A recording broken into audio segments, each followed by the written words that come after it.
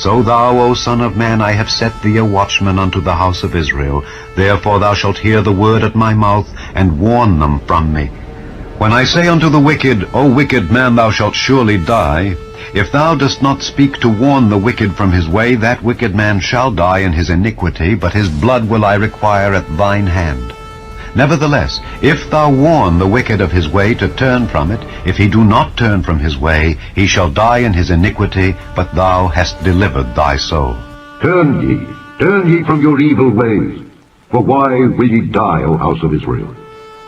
The righteousness of the righteous shall not deliver him in the day of his transgression. If he trust to his own righteousness and commit iniquity, all his righteousnesses shall not be remembered, but for his iniquity that he hath committed, he shall die for it. For they hear thy words, but they do them not. And when this cometh to pass, lo, it will come, then shall they know. Shalom, Mishpoka. Much love to all the family of Yahushua HaMoshiYAH, and welcome to another restoration of all things message. Take heed lest you fall. In the priestly week of Tepik Yah, first and foremost, I want to make a statement. Yahuwah wants everyone to take heed lest you fall. Your allotted inheritance is at stake. He wants everyone to have clarity, understanding, and knowledge that this last generation will go through a time of testing of your emunah, your faith, trust, and belief based on His truth, His standards, and His definitions. Are you within His borders? Are you lazy and procrastinating to labor in the field? Can our allotted portion of inheritance be stolen or taken away? What is the hour of testing? And are we in it? Do you know the enemy of our souls as well as he knows you? Why does the Creator allow evil? And how long will it last? What is the secret to overcoming evil? What does it mean to fall? Today you will have clarity. Will you be taken or left behind? And last, since we are known by our fruits, our actions, and not by our words we speak, by Satanist definitions, do your actions define you as a Satanist? And beloved, have you made a determination that the way of Yahuwah is narrow and few will find it? All of these key details we will see in this ministerial priestly week of Tepik Yah. First, let us give praise and honor to Abba Yahuwah for His ultimate love gift in Messiah Yahushua, for the atoning sacrifice of Yahshua. Let us enter into your presence with a sincere heart and reverence as we seek your face to know your ways, path, word, and Torah instructions, so that we may be in Kedushah before your presence. Oh Father Yahuwah, I know that you're not pleased with your children, so I ask you in the shame of Yahushua to prick the hearts, to tear the veil, to remove the scales, and to open the eyes and ears to those who you have predestinated to know the mystery of your will, so that they may stand as royals, priests, and not fall. And those that stand will receive their allotted portion of inheritance, but those that fall will not receive their allotted inheritance. So at this point, at this moment, I rebuke the enemy of our souls and bind him from interfering with those who seek truth in Yahuwah Shem. Amen. Beloved, we have entered a time of urgency. Please take heed to this warning. The inspiration to this message was by Shaul, found in 1 Corinthians chapter 10, verse 9 through 10. We must not tempt HaMoshiYAH, as some of them put Yahushua to the test and were destroyed by the serpents. Neither should we murmur or grumble, even as some of them did and were destroyed by the destroyer. Now these things happened to them as examples, but they were written down for our instruction and warning to us, on whom the end of the ages has come. Beloved, if you've been following this channel, you know that we are about to enter the tribulation, which will lead to the end of this age, which is the 6,000 years. And New Agers call this the age of Aquarius. This would be the end of Pisces and the beginning of the age of Aquarius, which is true. But the kingdom will not be theirs as Satan has promised them. It will belong to those who are Yashar and Tamim, the upright and the perfect in Messiah Yahushua. Therefore let anyone who thinks that he stands take heed lest he falls. Brothers, we must be careful how we hear. We must be careful who we hear. Do not follow me. Follow Messiah Yahushua. Take heed to the words that he gives me, and go study yourself approved, that you may walk perfect and upright before him. In the Zadokite fragments of the Dead Sea Scrolls, the destroyer is the Malak of disaster. He is the father of all evil, and he is a flatterer of Yahuwah, meaning he gives him false praise. He is known as Mastema, Abaddon, or Shiva, as in CERN. And as we're approaching the tribulation, Daniel chapter 11 verse 32 tells us that this system, this matrix, the beast system, he shall seduce with flattery those who violate the covenant. But the people who know their Elohim shall stand firm and take action. These will not fall. And the intelligent among the people will impart understanding to many. And that's what I'm doing here today. A flatterer is one who gives false praise for gaining favor and influence to accomplish his purpose. And this is how we fall. Satan is very, very good at this. And this is how he's doing it, in very subtle ways, in very conniving ways.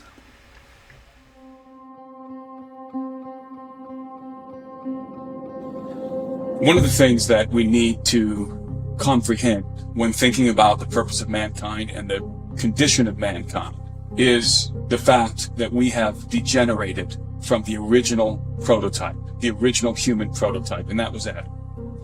Adam is our progenitor, and Adam was created perfectly. And when I say perfectly, I mean that his genetic architecture was impeccable.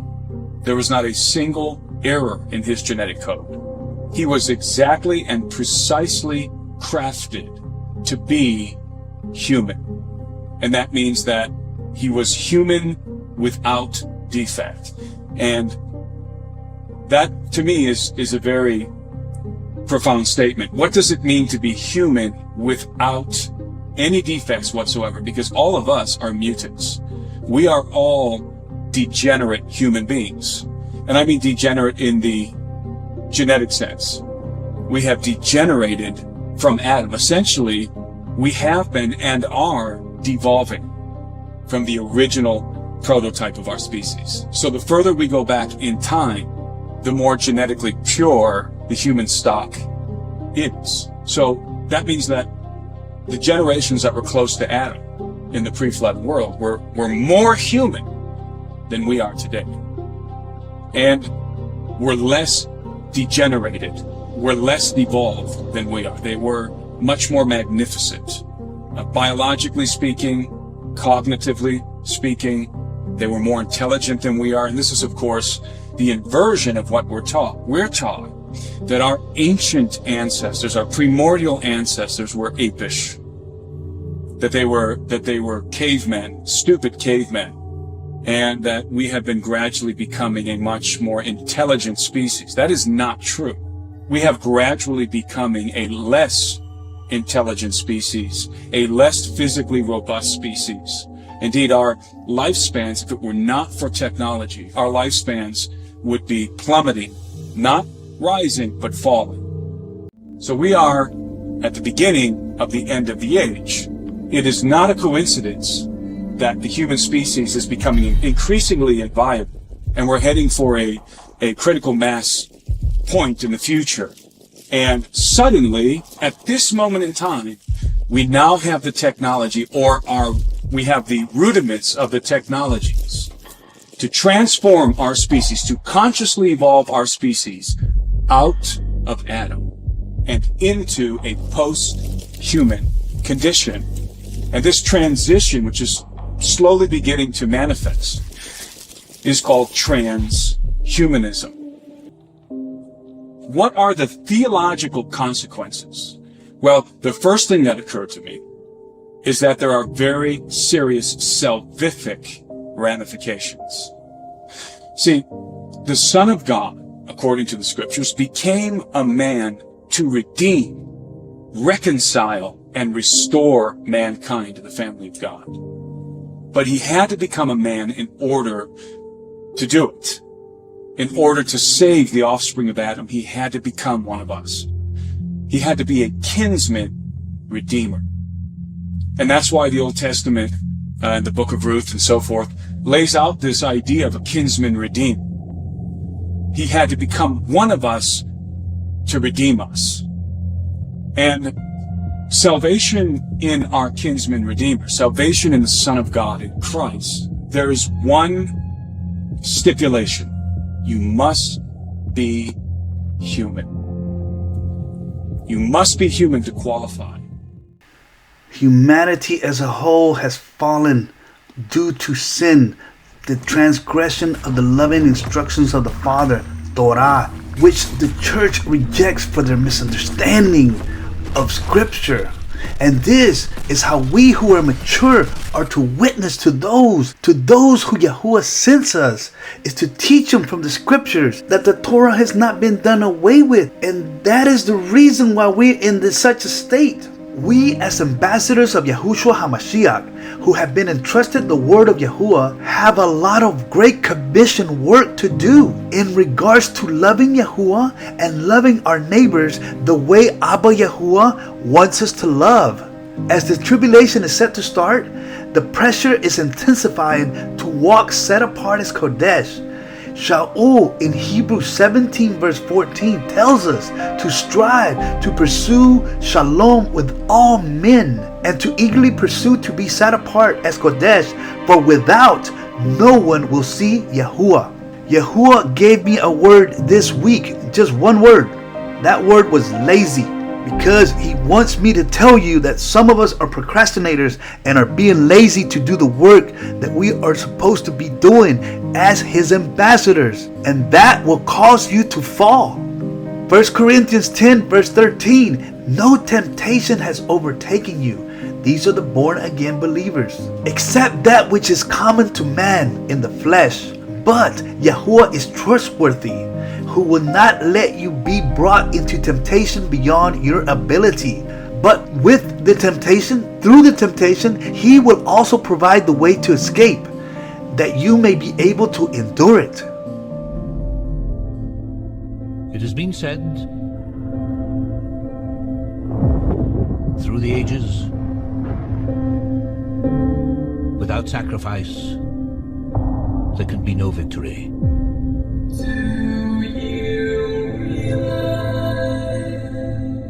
Two species at war. That you have the most One flesh, beautiful face. one metal.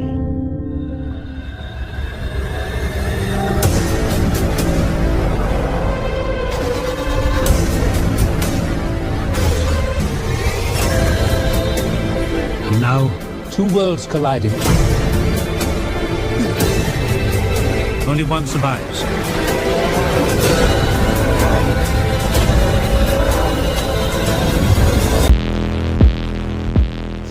Brothers and sisters, this message is to encourage you to fight the fight, to put on the full armor, to pray, to fast, to go beyond and above, to seek the ancient paths, and to subdue the flesh in all its ways. The priestly week of Tepet Yah. This week is the 46th Shabbat out of 52. We are in the 11th month. Now, if anybody has been pressed by the Ruach to seek the true Shabbat and come out of the Roman way, please email me and I will send you a calendar. The Zadoks were the timekeepers of Yahuwah's time. And in their forehead they had Yahuwah and Messiah's name written on their forehead. And it read, set apart as Kodesh to Yahuwah. We will tie in the last three priestly courses, which is Hazir, which means to enclose and is associated with swine.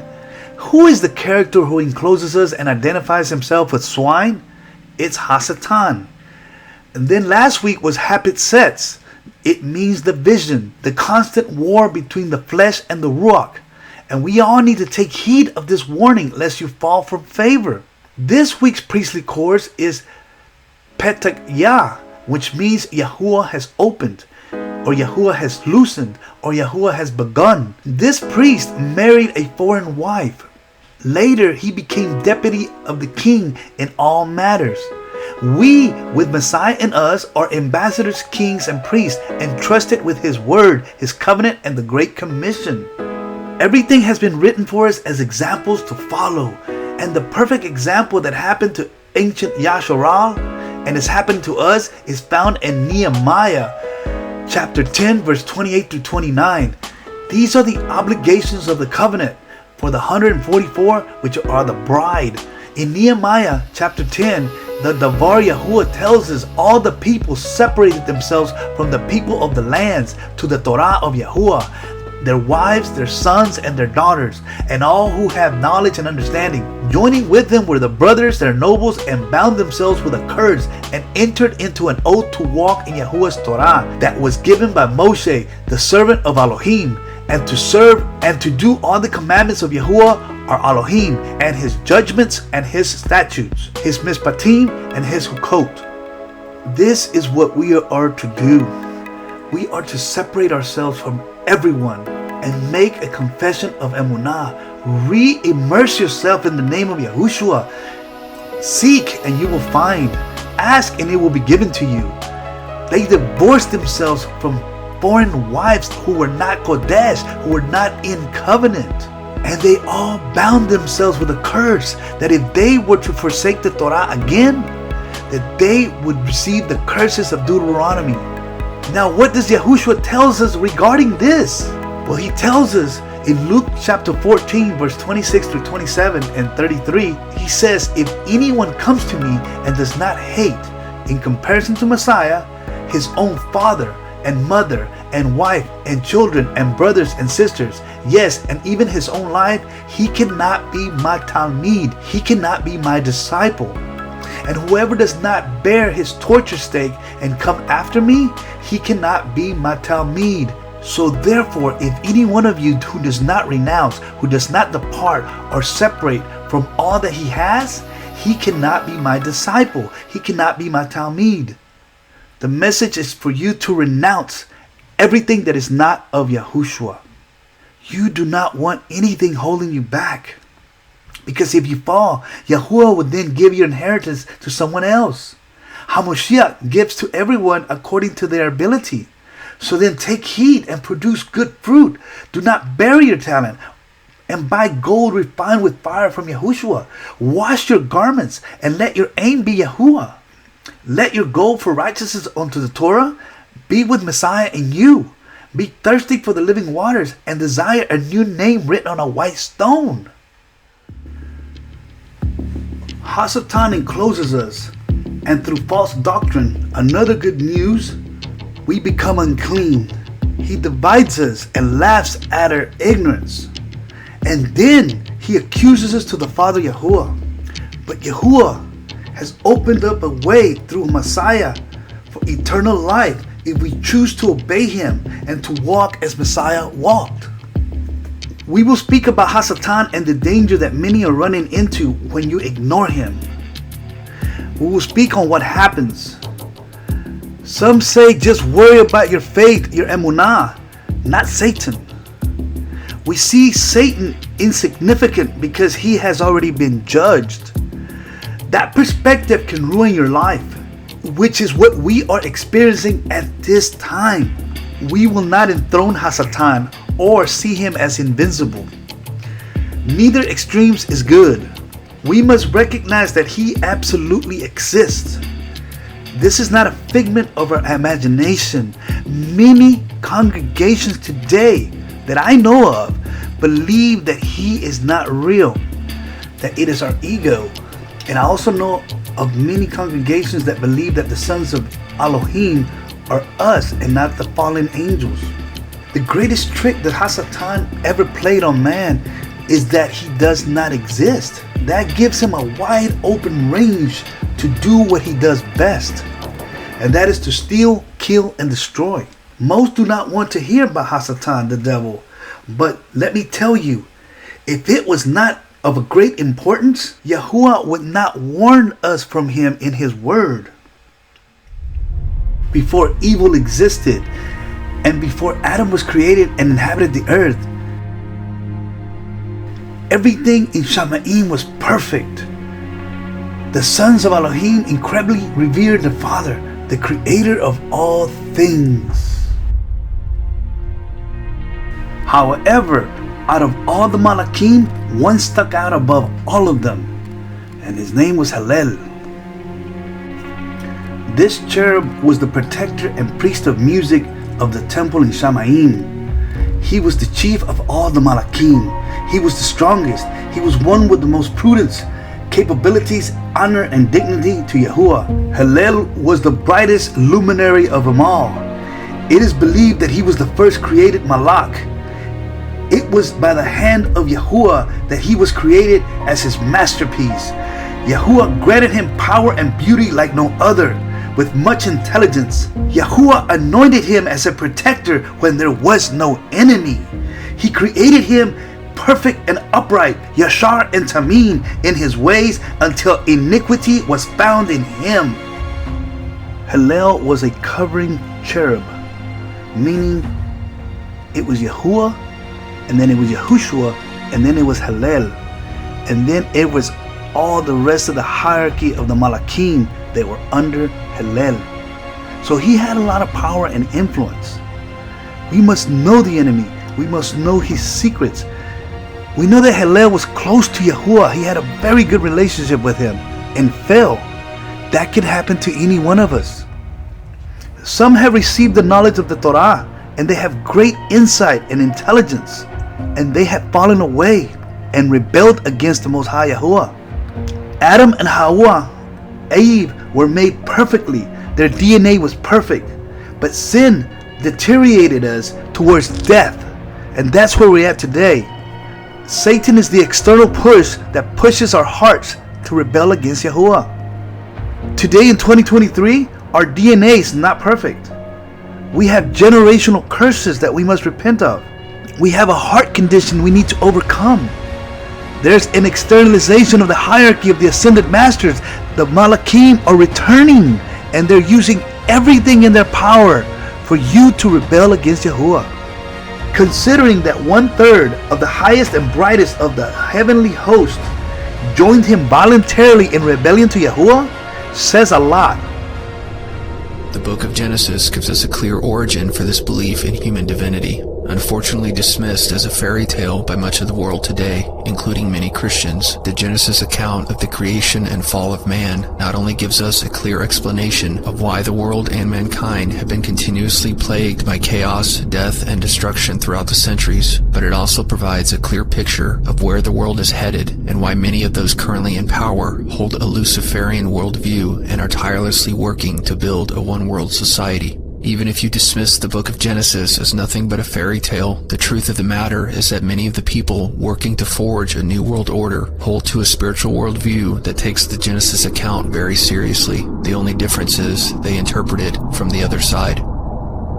This permeates all of the teachings of all of these people, and it is, in fact, the Luciferian philosophy is the promise of Lucifer to Adam and Eve in the Garden of Eden, that God had lied to them, and if they eat of the fruit of the tree of knowledge, then they will not surely die, but shall become as gods.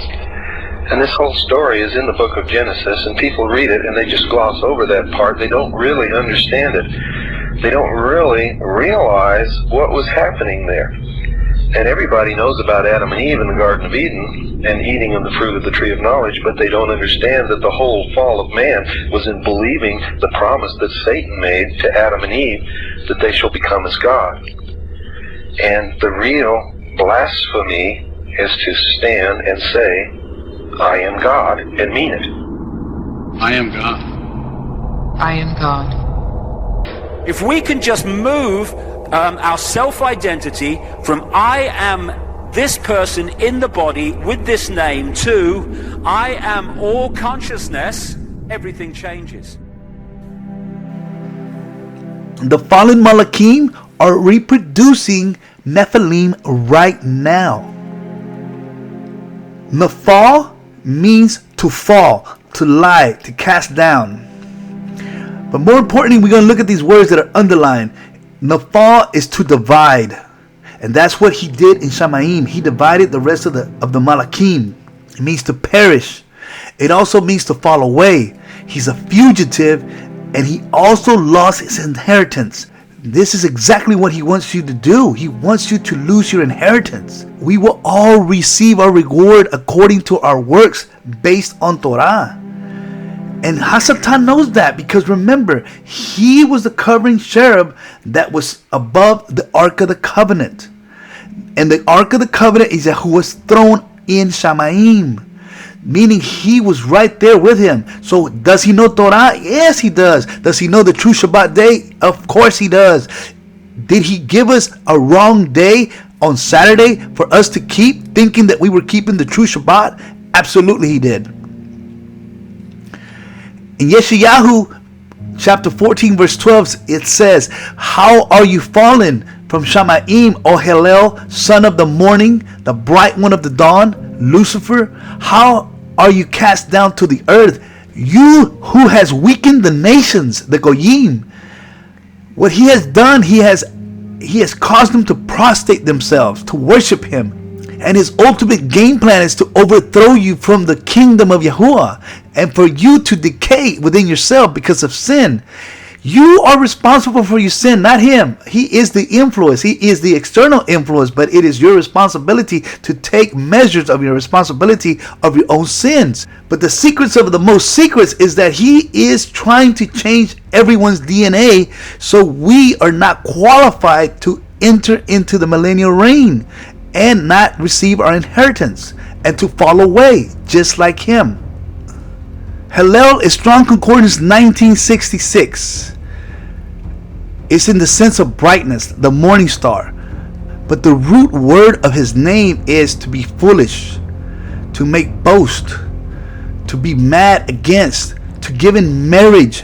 This is important because we've learned already that the New World Order wants you to make an initiation through a covenant to be part of the New World Order, to enter in. So you're either going to be in covenant with Yahuwah or in covenant with Satan. 2 Peter chapter 1 verse 19, we have also a more sure word of prophecy, whereunto you do well that you take heed, as unto a light that shines in a dark place, until the day dawn and the day star arise in your hearts. I want to bring clarification. Yahushua is the day star, not Satan. Many mega churches, apostles, rabbis, they're Freemasons, and they promote Satan as Lucifer, very subtle, and they hoodwink everyone to believing that Yahushua, the Messiah, is the morning star. No, the morning star is Satan, and he's represented by the planet Venus in the morning. The planet Venus is known as the morning star, and in the occult, she is a woman, just as Baphomet. They promote Satan as Venus. Hillel's name was changed to Gadriel by Yahuwah when he fell. Enoch says Gadriel tempted AhavaH, Eve. This Malach has deceived us of the name of our Creator, while he hid his own name this whole time. So his name is God, Bel God, the Lord God. He has different roles as noted below. Hillel was stripped of his name, position, and beauty. He was renamed Gadriel, as in Baal God, the Lord God. Hillel, aka Hasatan, the devil, was created perfect, intelligent, and strong. And he was given the title of a covering cherub, meaning the protector of the throne of Yahuwah when there was no enemy. Pride entered into his heart due to his power, position, and influence. Absolute power corrupts absolutely. His puffed up ego and belief in his gifts that were given by Yahuwah led him to challenge Yahuwah's right to exercise authority, and then he led a revolt. Now this can happen to us, and I've seen it happen. Many I have seen have been puffed up. The same thing that happened to Satan. That's why Shaul warns us not to be puffed up. Yahuwah's right to exercise authority for his creation is love must initiate in our hearts to serve him voluntarily in humility. Torah is love, and the Torah are the terms and conditions of the marriage covenant between him and us. Hasatan's right to exercise authority on Yahuwah's creation is this. His way is to involuntarily cause you to love him and serve him out of fear by consent or conquest via a covenant. And the Torah is bondage, and it's inverted and it's despised. Where do we hear those words? That the Torah is bondage. Does this sound familiar? This is what some of us learned in these churches. So now we know who's really leading these churches. It is not Yahuwah. It is the spirit of error. I listed more titles down below, but the one I want to talk about is Satan is the reincarnation of Nimrod as Tammuz, and he is known as Jesus in the religions. Those that are religious and do not have a relationship with him have made a covenant during Easter to serve Hasatan as Jesus, but not the Jesus of the scriptures, who I call Yahushua, another Jesus that came in his own name. Because remember, in Isaiah 14, Satan desires to be worshipped, and he said he would be worshipped, and he is making that happen. He is true to his word. This is free will versus totalitarian rule. So now you know. So now, brothers and sisters, now you see what's really going on. Satan caused a revolt in the Shamaim, and that revolt is now taking place here on earth. And he's not going to stop because he knows he's already been judged. So he's going to give it all he has and take everybody down that he can with him. And remember, he's very intelligent. He's been working on this plan for a long time. He's not ignorant. He's not a fool. He's very, very intelligent. He's been working at this for a long time. So don't take it for granted. Many in the spiritual walk stagnate. They become inactive. They could become compromised because they did not recognize the danger and they lowered their guards. AhavaH, Eve, should have not listened to another voice, but her covering, Adam. See, when Hallel fell down and he became Satan, he in his mind thought he was still the covering cherub, that he could cover Adam and Shaua. And you see, that's the Luciferian philosophy, that it was Yahuwah that was cruel and that Lucifer saved them from him. That's what they teach in all the Freemason temples.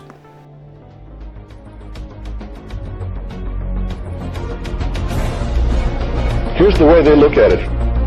Adam and Eve were held prisoner in the Garden of Eden by an unjust, cruel, and vindictive God until Lucifer, through his agent Satan, set man free from this garden by giving him the gift of intellect.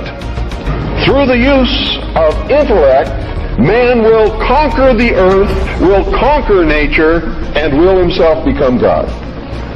It's taught in every Masonic temple in this land.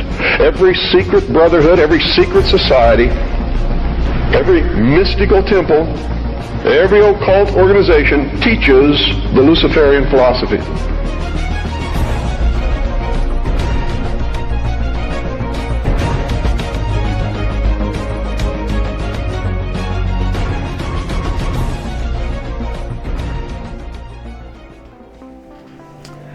As we continue to expound on the fall, you can either fall or stand.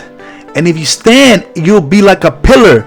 You will be upright and yashar, meaning perfect in all your ways, and in the image of Messiah Yahushua.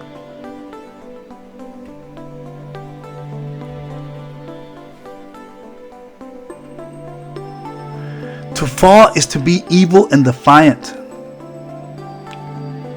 while to stand means good and obedient. And this is where we get the two cups found in Deuteronomy 28, the cup of blessings of Barokot, or the cup of curses, which is the fiery wrath of Yahuwah, the cup of indignation. When you receive the cup of the curse, you're in darkness. You're in league with Satan. When you receive the cup of the Barokot, you're in light. You're in Messiah. While in darkness, you have pride, ego, hate, bitterness. In light, you're love, you're humble, you have humility, and you're poor. When you fall, you're in the spirit of error and you sin. But when you stand, the Ruach HaKodesh of truth is in you, and he makes you yashar and perfect. To fall is to walk in the flesh, rejecting the Torah, which is death. To stand is to walk in the Ruach and have life in Messiah. Is to be a covenant breaker and be an anti-Messiah. To stand is to guard the covenant with Messiah in you. The ultimate falling away is hell. You then become the son of the evil one, a Satanist. And to stand, your ultimate purpose is to be born again as the bride and receive eternal life and your inheritance as the son of Yahuwah.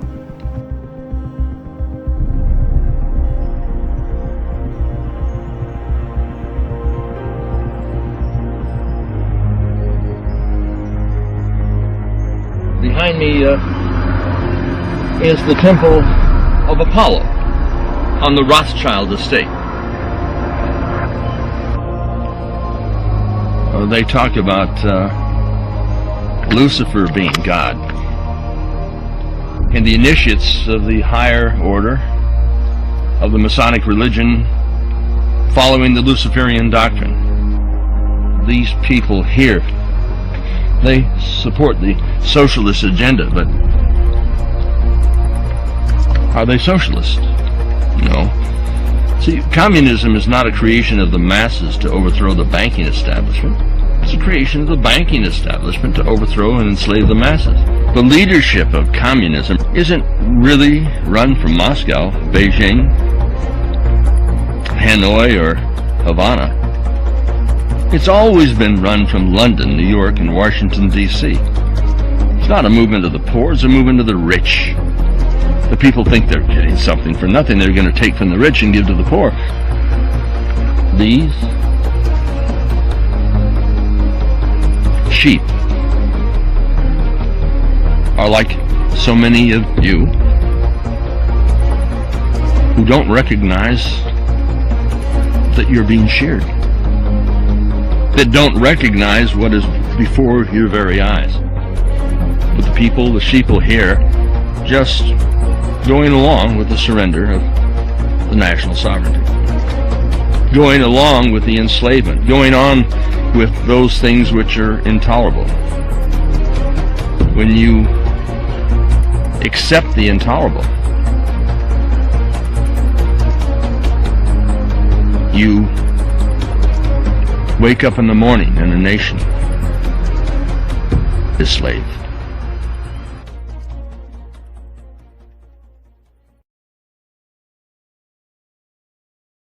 We must take heed on how we hear. Even what we think we have, it can be taken away from us. My friend, if you don't want to have problems, learn to close your ears to Satan's voice. Many today commit the same error as Eve, AhavaH. They start off well in the ancient paths, the Hebraic understanding, and then they start listening to other voices they shouldn't have, and they go off course. How does Satan deceive us? He will use scripture to deceive you, beloved. What did he tell Messiah Yahushua? It is written, it is written, it is written. What did he tell AhavaH, Eve? Elohim said, Elohim said, Elohim said. Yahuwah honors his word, unlike Satan.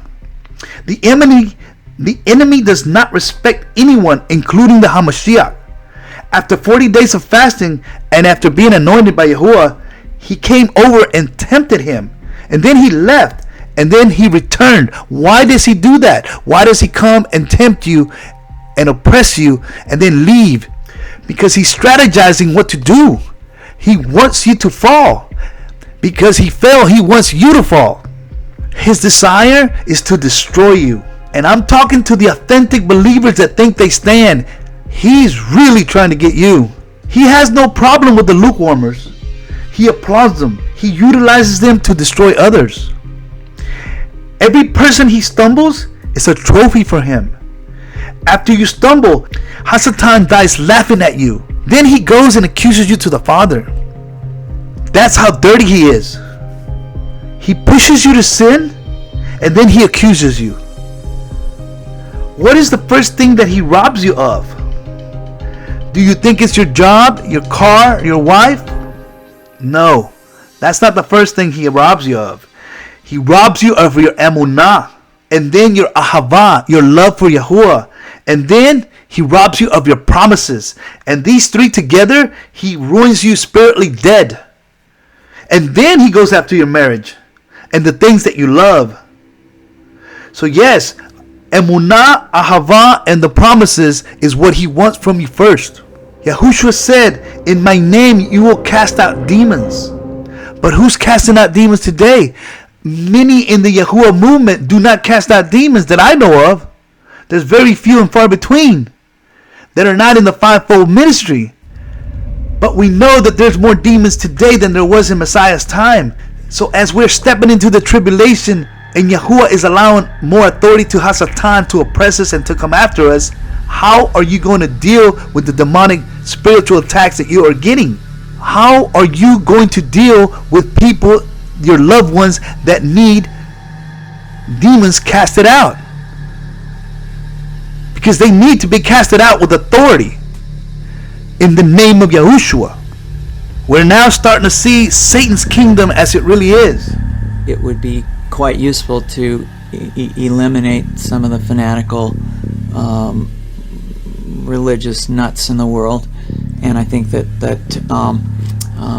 maybe a vaccine would be the way to do that. It's difficult to know how successful it would be, but it's certainly an interesting idea. From the point of view of a medical professional, the question of spreading a virus that it has not been approved by regulatory agencies such as the FDA is a major issue.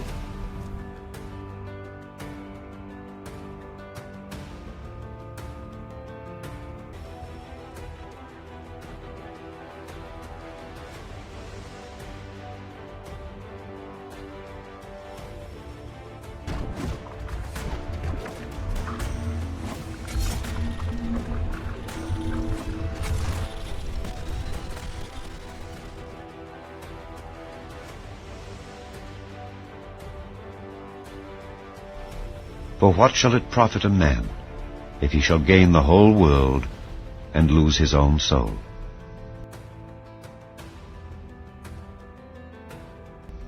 And they shall see his face, and his name shall be in their foreheads.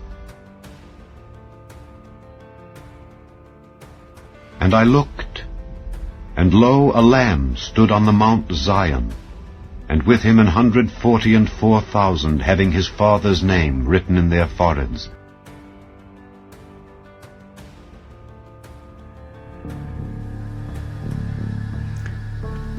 Beloved, Satan's kingdom is here, but few see it for what it really is.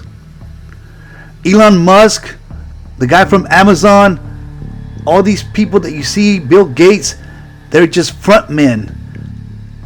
They don't run anything. They're puppets. What they're doing, they're working for Hasatan to turn you against Yahuwah. They want everyone to turn against you. Our rulers, beloved, are not human. I know that's far-fetched, but it's true. We have been Hellenized to operate by feelings and emotions, beloved. You will not see the big picture this way. Think on a Hebraic perspective. They don't have love or emotion because they're not human. This system, the United States has to go cashless. Everything is coded, so use discernment. Most pastors are Masons and they're in their deep pockets.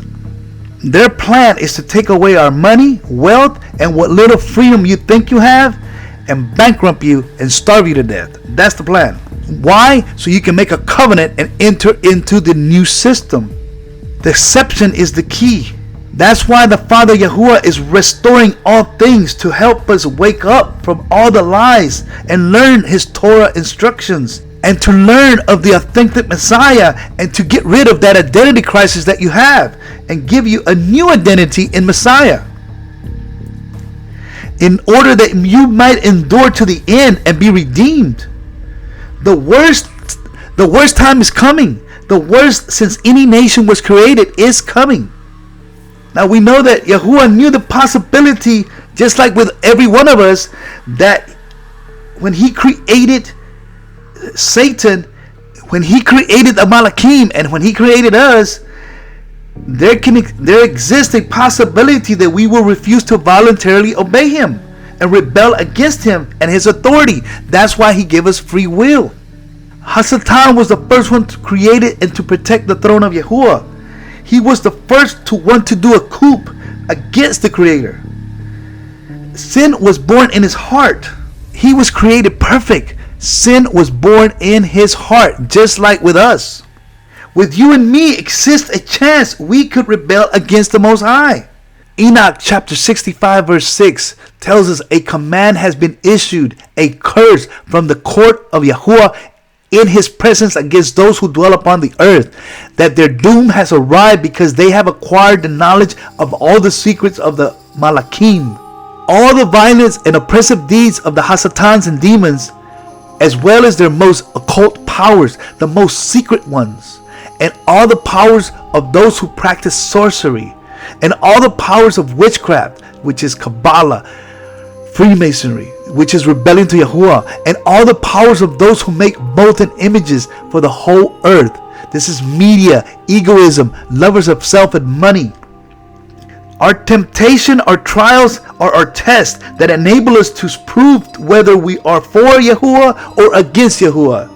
Verse 10, and He, referring to Yahushua, said to me, Enoch, because of their unrighteousness and oppression has been carried out upon the earth, their judgment has been determined and shall not be withheld from me forever, on account of the sorceries which they have searched out and learnt. The earth and those who dwell upon it shall be destroyed. And this is happening today also. Just as the days of Noah, it's happening again. Only 8 souls survived whose DNA was perfect before Yahuwah.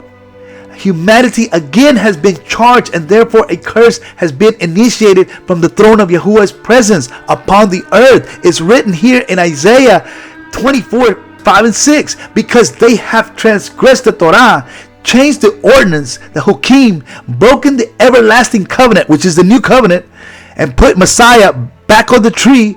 A curse devours the earth. Humanity will be burnt and few humans left.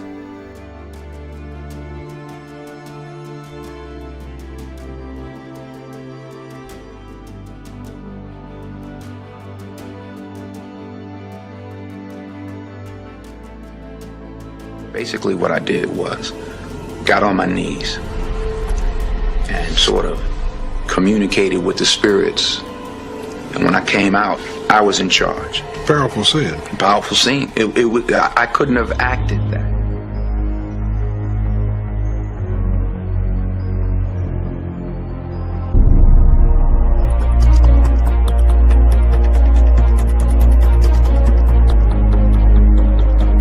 While it's called the Pandora box, it's because everybody there's like a masquerade.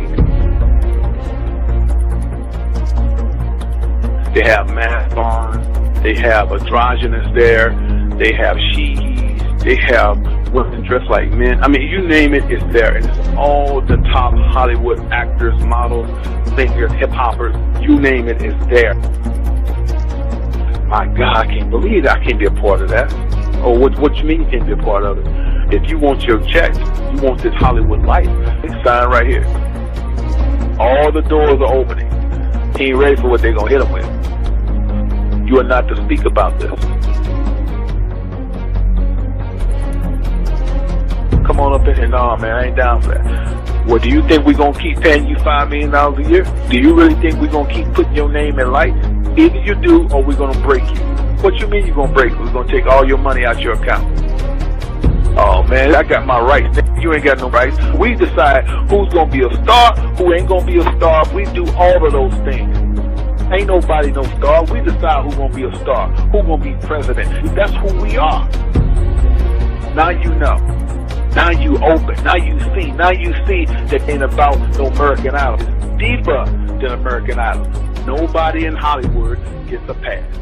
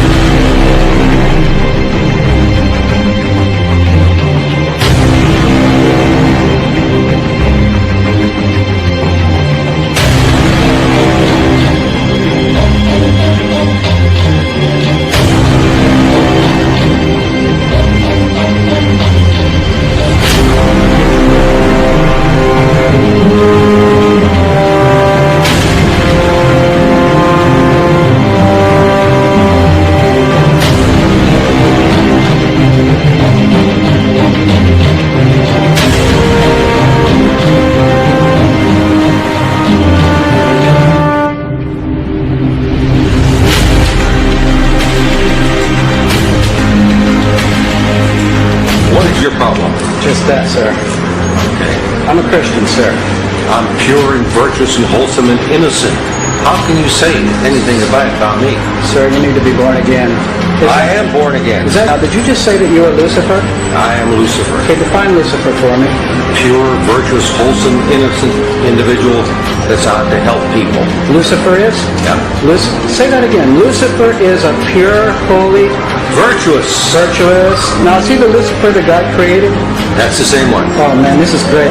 Oh, God bless you, Amen. brother. Because that's exactly what the Shriners and Masons teach us. This is what a Mason confesses, is that Lucifer is light.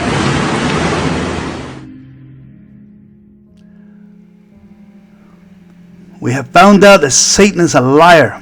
And because of our ignorance, we're doing things we're not supposed to. This gentleman, Mark, here, was an ex-Satanist. And now he says he's no longer a Satanist. But beloved, it doesn't matter if he's a New Ager, Satanist, or Luciferian.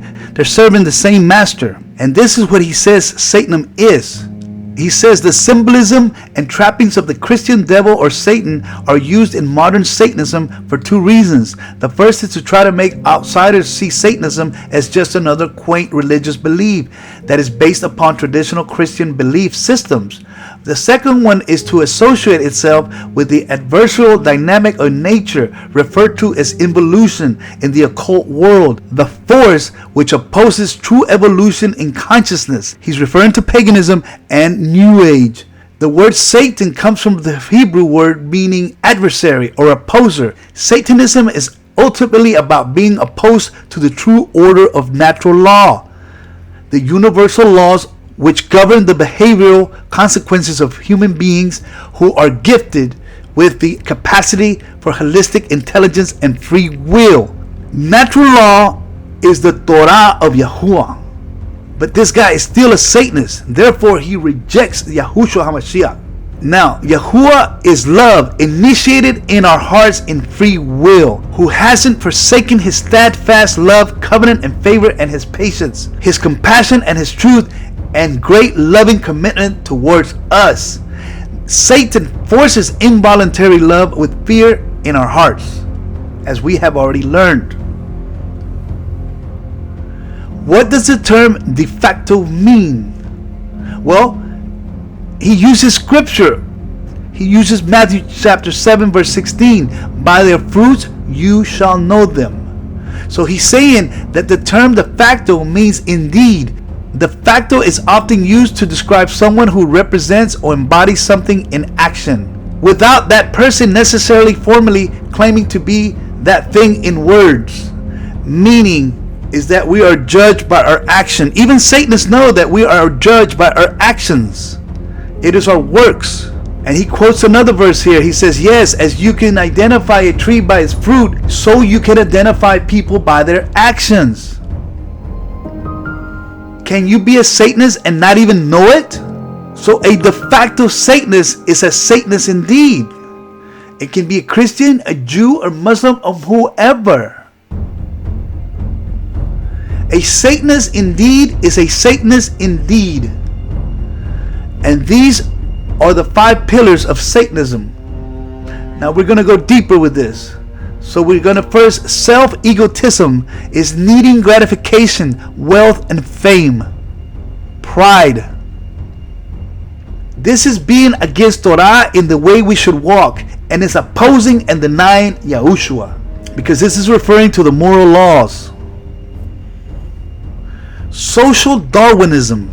Beloved, Satan rewards people that preach Darwinism because it goes against creation. Social Darwinism is needing to fit in this world, the matrix ruled by Satan. There's many believers that are still in the matrix, that are still of this world and trying to serve Yahuwah at the same time. You can't do that. Yahuwah sees black or white. There's no gray area. You're either hot or lukewarm. We need to stop watching all these celebrities. Turn your TV off. Break it. Throw it away. Almost 99% of all the actors, celebrities, every genre of music, they have sold their soul to Hasatan. And they promote do as thou wilt. That is the whole of the law. That is their law. Satan is against the Torah, and he established his own Torah. And that's what we learned in religion. But through the compassion and loving commitment of Yahuwah towards us, he has woken us up. Eugenics. Eugenics is not fulfilling the Great Commission and give warning. Because you are not fulfilling the Great Commission and giving warning, you're causing many to die spiritually. Destruction of spirituality, rejecting the Ruach HaKodesh and destroying the spirit man by obeying the flesh and not the Torah and not the Messiah Yahushua. Luciferianism is a level above Satanists, where one enters into a covenant and proclaims himself to be a god. And this is the requirement to enter the new world order that we are approaching, beloved. There's going to be requirements to enter in and receive this digital money. Now, what this Messiah tells us concerning being lukewarm. If Messiah Yahushua is going to spit out those that are lukewarm, he's looking at them as Satanists. And what does he say? He says in Matthew chapter 6 verse 24, he says, no one can serve 2 masters. He calls Satan a master. For either he will hate the one or love the other, or he will be devoted to the one and despise the other. You cannot serve Yahuwah and money. Here in this verse, Messiah Yahushua tells us that he is a master of his own kingdom. And this is where we need to be careful, because some of us are treading that thin line where we could be walking as Satanists because of the actions we are producing. We are producing bad fruit. And John tells us that those that produce bad fruit will be cut down at the root and will be thrown into the fire and be burnt up. The Torah is perfect, but humans are imperfect and sinful. When Shaul speaks of the Torah, he's not speaking against the Torah, but he is merely showing us that the circumcision of the heart is obeying Torah out of free will, because the love has been initiated in your heart to serve him out of pure love for him. Because the sign of the circumcision of the heart is the immersion, where the blood of Yahushua pays the death penalty position for the sins we committed in the past. Then we are to strive to walk exactly as Yahushua walked, as our only example to follow. The followers of the way, or the Natzarim, they follow the branch, the root of Yashai, Jesse. Once we regain our sight through Yahushua and His truth, it is very hard to go blind again. However, because of the programming, the brainwashing, and the deception that runs so subtly deep, that even the elect in Torah knowledge will be deceived, as already witnessed. Do not think you have it made and that you will endure to the end, because some of us do not have a clue or know what we are about to face. Yahuwah does not lead us into temptation. This is the correct interpretation. Do not let us fall into temptation, but liberate us from the evil one, which is Hasatan. And this coincides with John 17 verse 15, when Yahushua was praying to Abba Yahuwah for his Talmudim and for us. He said, I do not ask you to take them out of the world, out of this evil world, but that you guard them, that you protect them from loss or injury from the evil one. And I'm going to bring this to light. Many are receiving dreams and visions that the rapture is imminent and it's going to happen next week, next month. Don't listen to those people. Messiah Yahushua did not say we were going to be beamed out of here to heaven. We're going to be here and endure everything. And we're going to receive his protection while on earth. We have to trust him to protect us. That's what this test is about. To protect us from loss or injury from the evil one, who has been given full authority to come after us, as in an inquisition. It does not matter, beloved, if you have miracles under your belt, if you've spoken in tongues, or you heal the sick, or raise the dead. There exists a possibility that you can fall. Also, if legs are growing out, arms are growing out, and they speak not the Torah, and they speak contrary to the Torah, it is not of Yahuwah. So take heed, beloved. Take heed. Because remember, Kephas, what did Kephas say? What did Kephas say to Mashiach? He said, I will not abandon you. I will die if necessary. Then Yahushua told him, truly I tell you, that this night you will deny me 3 times. Kephas, being a Shiliach of Yahushua, fell. Who are we? Are we better than Kephas? Certainly not.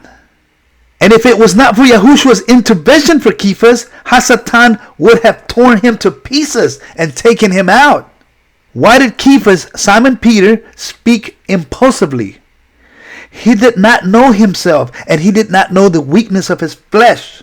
He was not mature at that point. And this is what Yahushua told Simon Kepha. He said, Shimon, Shimon, behold, Hasatan demands to have you, to sift you like wheat. But I have prayed for you that your emunah may not fail you. And when you have made teshuvah, give strength and establish your brothers. And that's what we're supposed to be doing, my beloved. Hasatan has entered the truth movement and has divided us. We're not in one accord. The New Agers are more in one accord than us. The New Agers are united in faith, belief, and trust. Even though they're in the same spirit of error, they're in unity. We need to understand, beloved, that most believers are not born again. The Ruach HaKodesh is not operating in most churches and people. Many pastors are Freemasons, which is the religion of the Goyim, which is the leaven of Herod and of the Pharisees. They teach New Age, which they say that Lucifer is their Elohim. Those who do not have the Ruach HaKodesh, those who do not the Ruach HaKodesh and know Yahuwah and Yahushua and do not read the scripture for themselves and have a relationship with them will come against you. Definitely come against you. Your house must be built upon a rock, and Yahushua is that rock, or you will fall as Satan and be condemned, and you will lose your inheritance. In Revelation chapter 3 verse 9 and 10 it says, "Behold, I will make those of the synagogue of Hasatan, the SOS, who say they are Yahudim and are not, but do lie.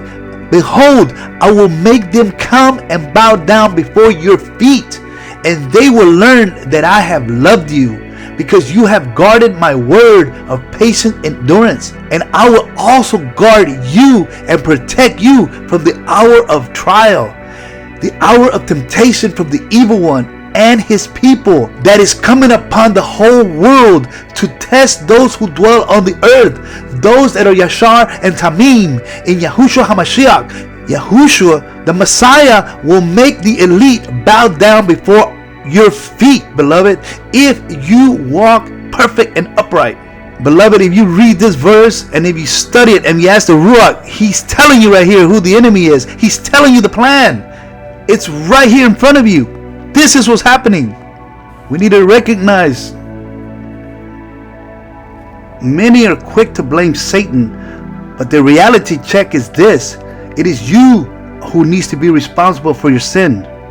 Stop blaming Satan and learn to recognize your weaknesses, because he knows you better than you know yourself. Why does Yahuwah, our eternal creator, allow evil? Much controversy has surrounded this question. Yahuwah allows evil because evil cannot be destroyed without first destroying free will. Meaning good and evil has to exist. We need to choose out of free will, voluntarily, which one you will obey. We are not robots. Yahuwah did not create robots. So it is up to us to choose out of love for him to obey his Torah, to obey his will. Two options are needed in this world that we live in: free will, which is unrestricted, and free will that is forced by an external force. This is the reason evil exists at its highest realm right now. So we need to choose life or death, Yahuwah or the synagogue of Satan. Shaul tells us in 1 Corinthians 15 that the last enemy to be destroyed is death. Evil and sin causes death, as we have learned. Evil will be eradicated at Yahuwah's timing. It is important that evil exists right now until Satan is finally destroyed. Beloved, what people don't understand is that you can make it in the great second Exodus and make a covenant of Shalom with Yahushua in the desert, in the wilderness. Yet, many will not make it into the promised land. And those that do make it into the promised land, when they make it into the millennium, they stand a chance not making it because of their free will. And Satan's not going to be there to tempt you anymore. It's going to be your own heart. Just the way it was in Shamaim when Satan sinned, when pride entered into Hasatan's heart, is the same test that he's going to put us through in the millennium. And then after 1,000 years, he's going to let him loose, and a third of the people in the millennium will follow him again. And those who wholeheartedly believe they're going to be raptured, they have been deceived. We have to have love for the lost. Those that are caught in Satan's traps. Satan desires for you to want to be raptured, so you will not make yourself ready. That is the whole point of the rapture, so that you will fall and lose your inheritance. Galatians chapter 5 verse 16 and 17. "But I say, let your walk in the way be in the Ruach HaKodesh, and the lust of the flesh will not overtake you. For the flesh lust, it wars, it sets the heart against the Ruach HaKodesh, and the Ruach HaKodesh against the flesh. And these are opposed to one another, so you are not able to do as you desire. And the desire for us to do is the Father's will, to obey his covenant terms and conditions, which are written in our hearts and minds." For to be carnally minded is death, but to be spiritually minded is life and shalom, yashar and tamim, because the carnal mind is enmity against Yahuwah, for it is not subject to the Torah of Yahuwah, neither indeed can it be. And in Malachi chapter 2 verse 6, it tells us that the Torah of truth was in the priest's mouth. But this also is for us as royal priests. We are to have the Torah of truth in our mouth, because if we have the Ruach HaKodesh, we have the spirit of truth in us. And iniquity was not found in his lips, and he walked with me in shalom and equity, and did turn many away from iniquity. Me here is Messiah, Yahushua, Yahuwah Elohim, Yahuwah of hosts. And as we continue in Galatians, but if you are led by the Ruach HaKodesh, you are not under the Torah. We need to explain this. We are under Messiah of the Melchizedek order and not Levitical. Number 2, in Messiah, we're not in condemnation for the penalty of death by the law decree for transgressing the Torah for our past sins. Once we're in Messiah, we cannot put him back on the tree.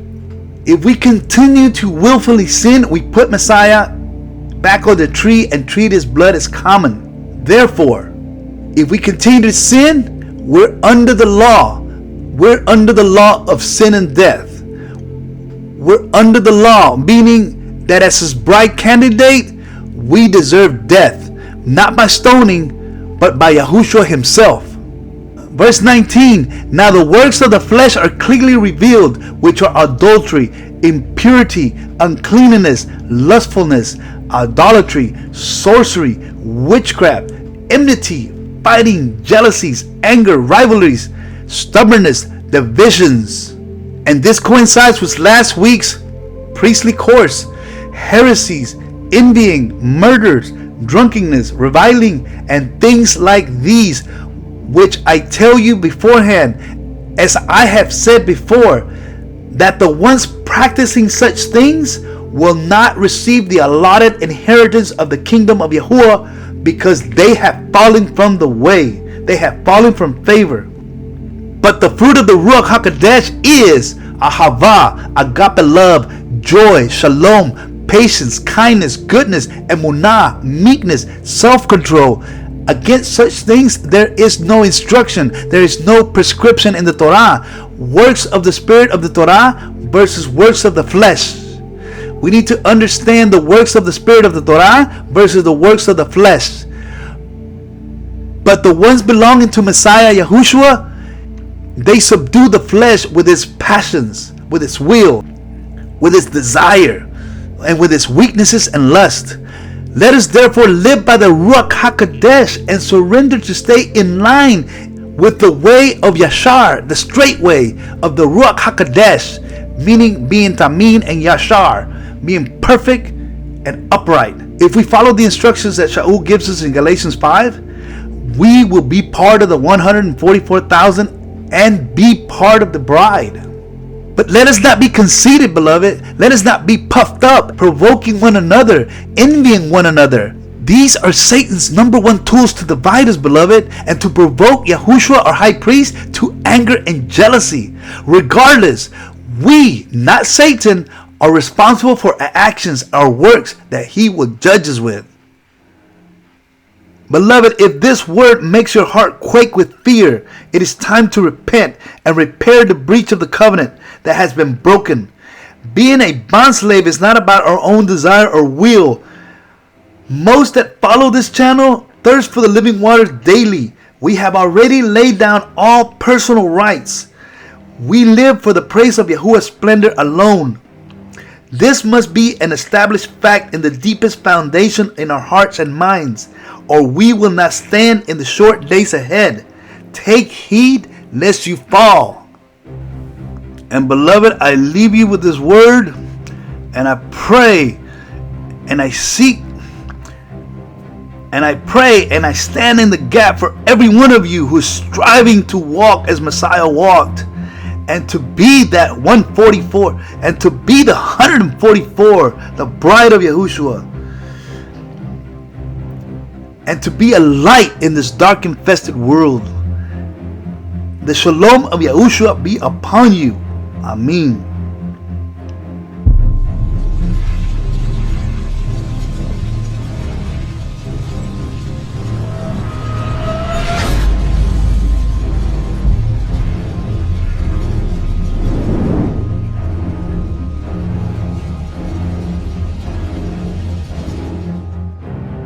They have never been able to go above or below, and that is their goal.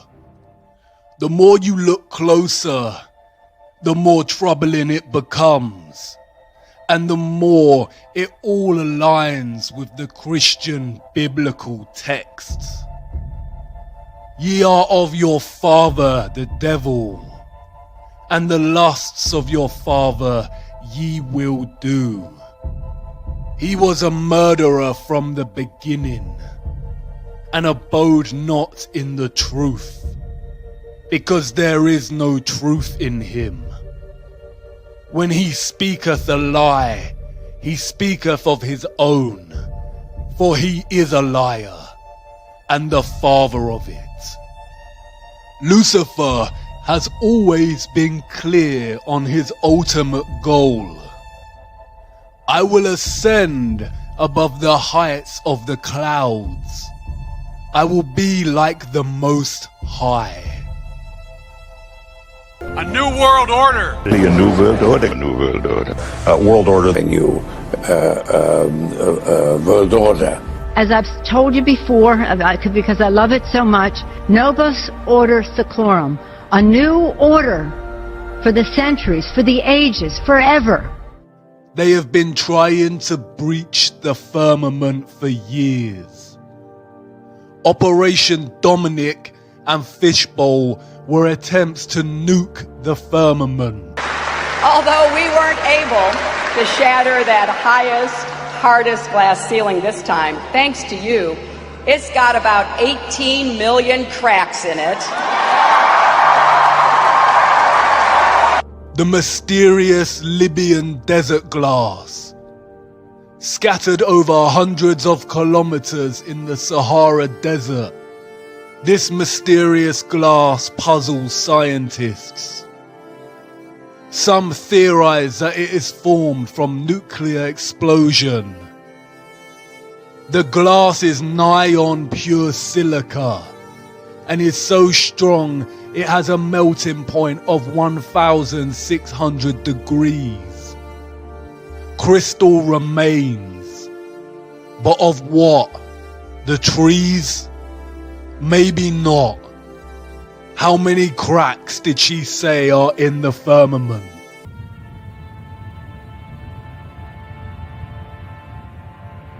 These are supposed to be scientists. This is a ritual full of luciferian imagery. Lucifer, oh how you fell. Look, Shiva's dance of destruction.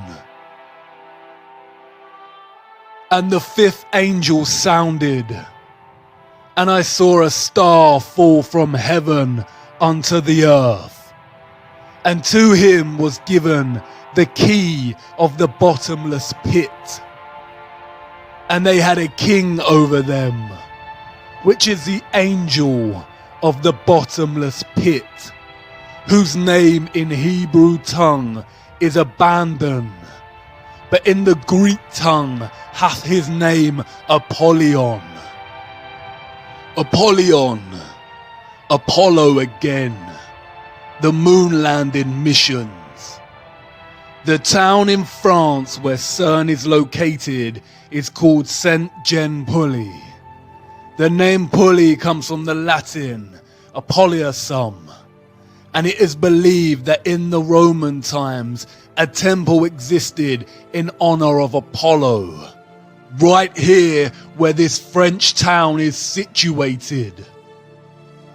And the people who live there believe that it was a gateway to the underworld. What did God banish to the bottomless pit? The souls of the Nephilim. You've seen this geometry before. The 8-spoked wheel. It is the wheel of time.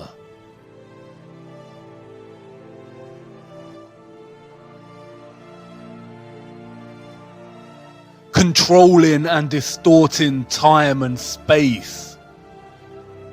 They are openly telling us what they are doing. The key to the bottomless pit.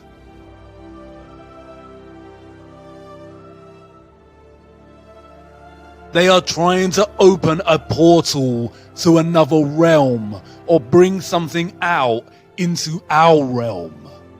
The bottomless pit. They are trying to let something out. And the Pope is ready to welcome extraterrestrials.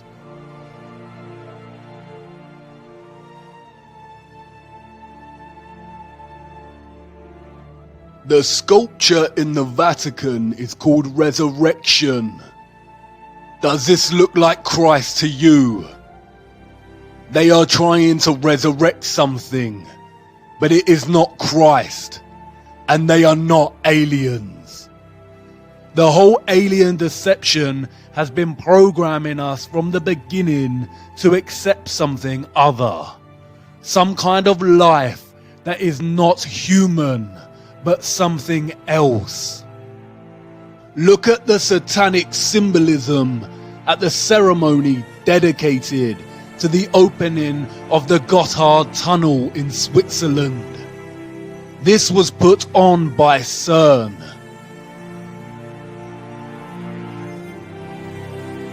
Did you really think it was just a stupid Netflix series?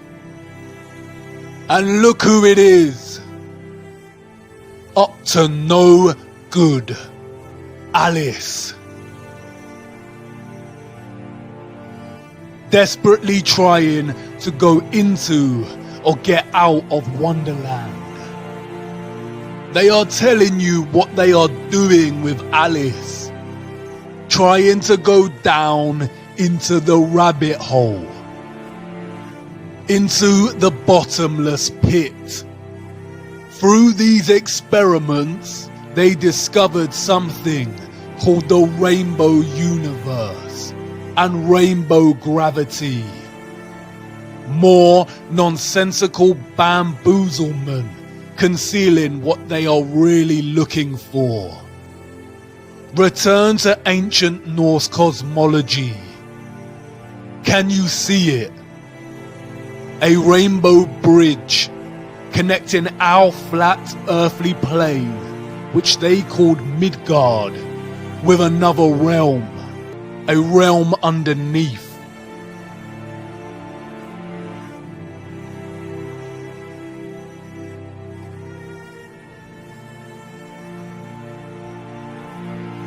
You did not notice the enormous trees before, did you? Heed it now. The underworld they called Hell and Niflheim. Niflheim is very similar to the word Nephilim. Hell is the same biblical hell, or what the ancient text called Sheol.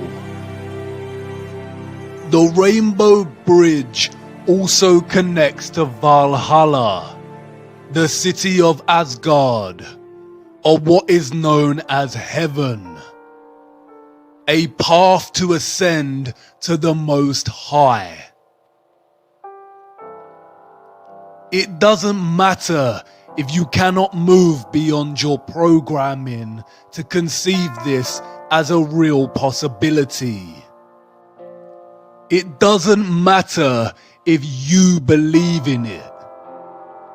What matters is that they do believe in it, and they rule and own you.